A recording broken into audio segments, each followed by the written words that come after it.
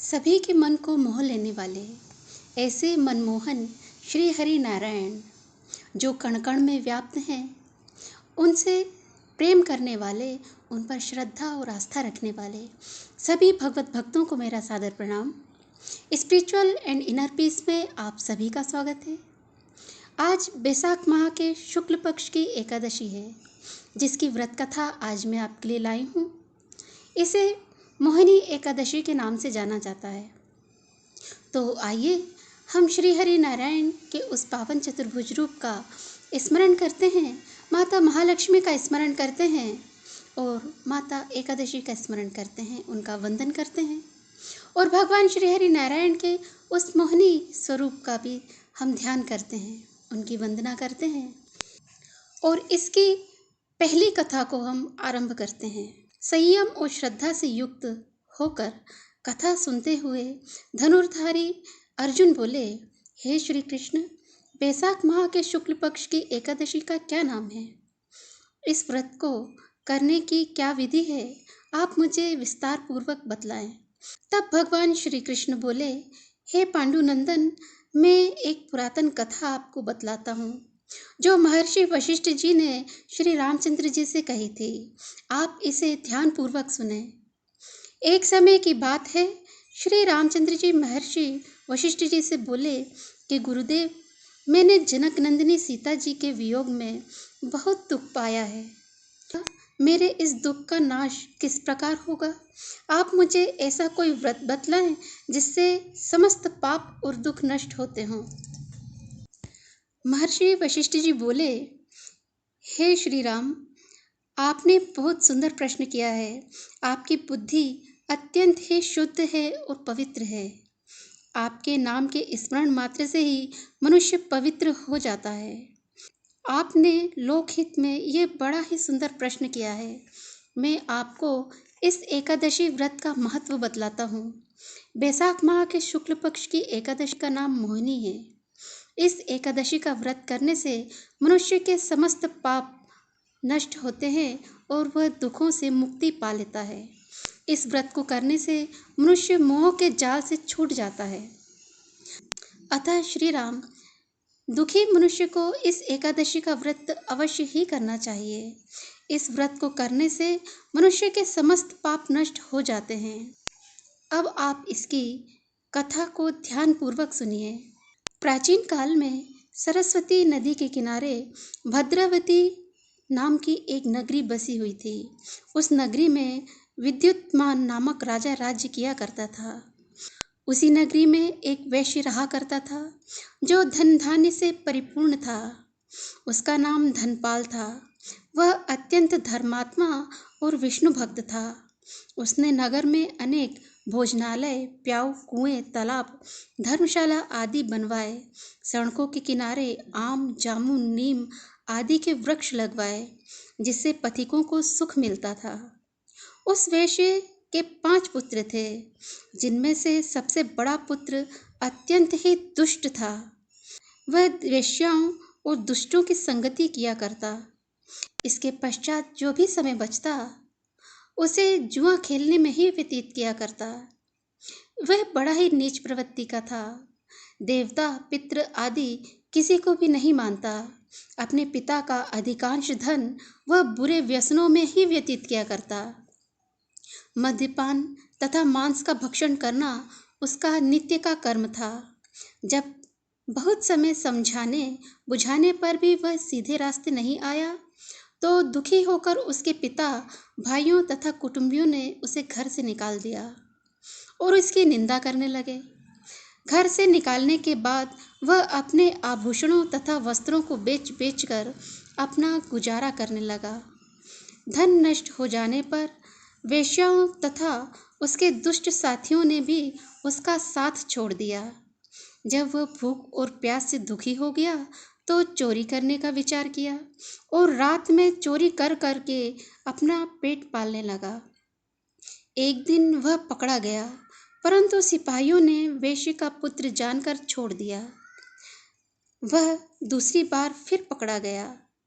तब सिपाहियों ने उसका कोई लिहाज नहीं किया और राजा के सामने उसे प्रस्तुत किया।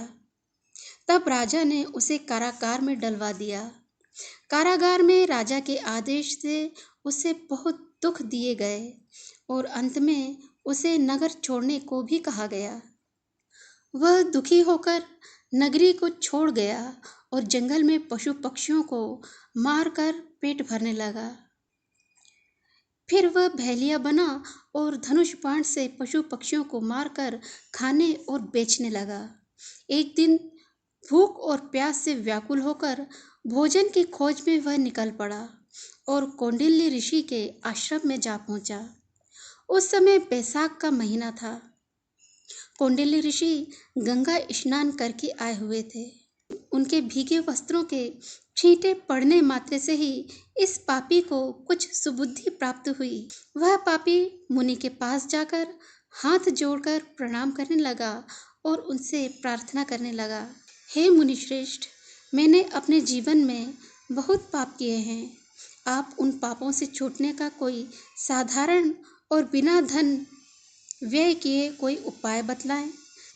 तब ऋषि बोले कि तुम ध्यानपूर्वक सुनो। बैसाख माह के शुक्ल पक्ष की एकादशी का व्रत करो। इस एकादशी का नाम मोहिनी है। इसके करने से तुम्हारे सारे ही पाप नष्ट हो जाएंगे।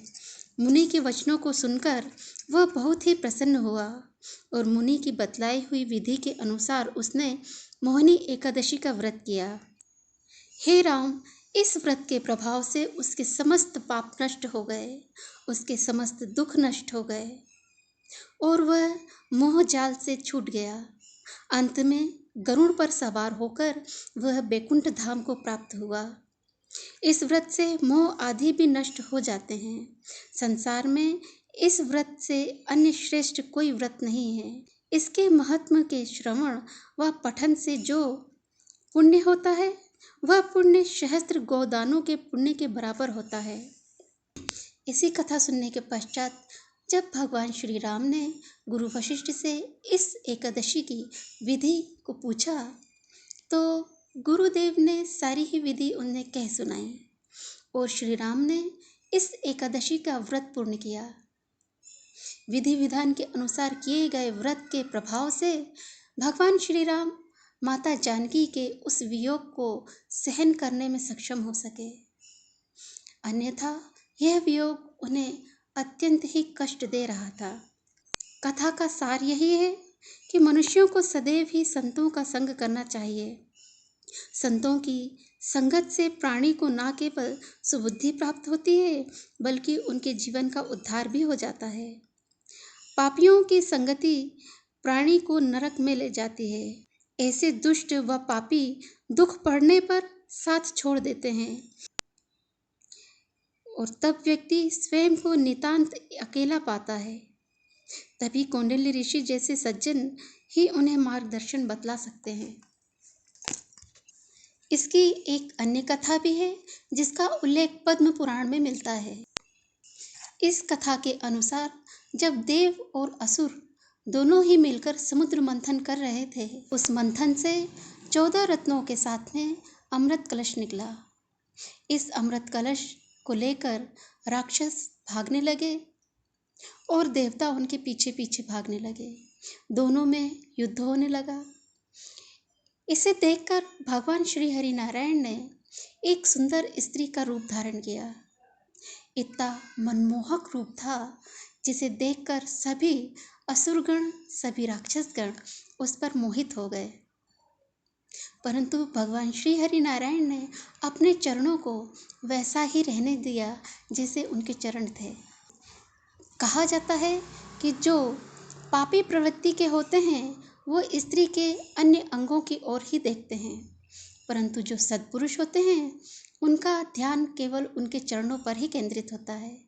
अतः जो देवगण थे श्री हरि नारायण के उस मोहिनी स्वरूप के चरणों का ही दर्शन किया। तब सभी ही देवी देवता उन्हें पहचान गए कि ये तो श्री हरि नारायण हैं, परंतु जो असुरगण थे वो इस बात को जानने में सक्षम नहीं हो सके क्योंकि उनका ध्यान मोहिनी के चरणों पर नहीं था।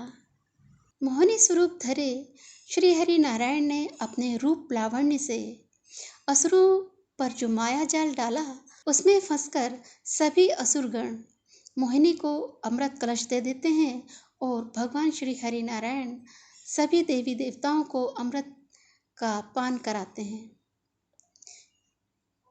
जिस दिन भगवान श्री हरि नारायण ने मोहिनी रूप धारण किया था, उस दिन बैसाख माह के शुक्ल पक्ष की एकादशी की तिथि थी, इसलिए इसे मोहिनी एकादशी के नाम से भी जाना जाता है।